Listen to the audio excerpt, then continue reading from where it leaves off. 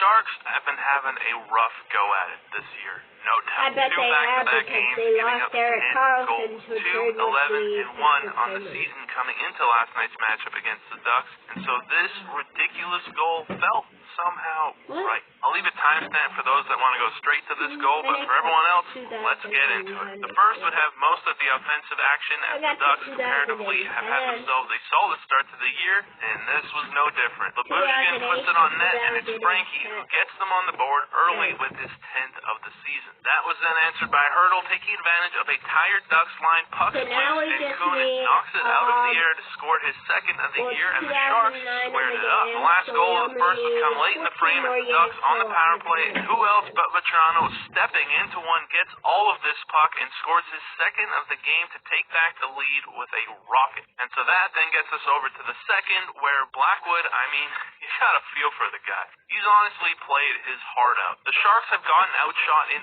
every single one of their 15 games this season, and he's the only reason this wasn't another blowout. But ultimately, there were no goals in the second, so we'll head straight to the third and final period, where not 2 minutes in, and on the power play, again, McTavish down to Karlsson, gets it back, and he's got his 7th of the year with a pretty give-and-go here to take a 3-1 lead.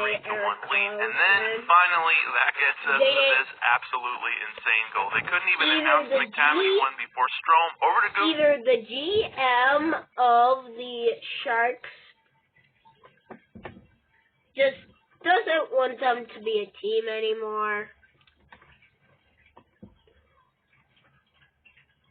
or assistant GM did it, or someone else.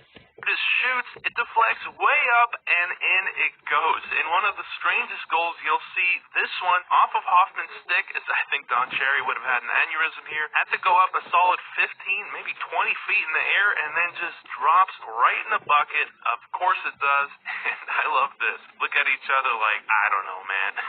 No answers at all. And I mean, what can you really do here? It's almost impossible to jump on skates, so it was going to be tough for Vlasic. Blackwood clearly lost it when it got deflected, so he's just protecting the bottom of the net. About all he can do here, and it floats in right over him. That would be the 2nd of the year for Gudas, though. And that was about it for this game, as the Ducks would take this one 4-1 and improve to an 8-6-0 record for the year. Again, a pretty solid start, and the Sharks to 12-1 on the year. So they continue their struggle. But that's about it for this one. As always, thank you guys so much for watching. I appreciate it very much, and I will see you in the next one.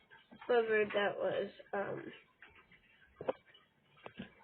in right over. That would be the 2nd of the year for Gudas, though. And that was about it for this game, as the Ducks would take this one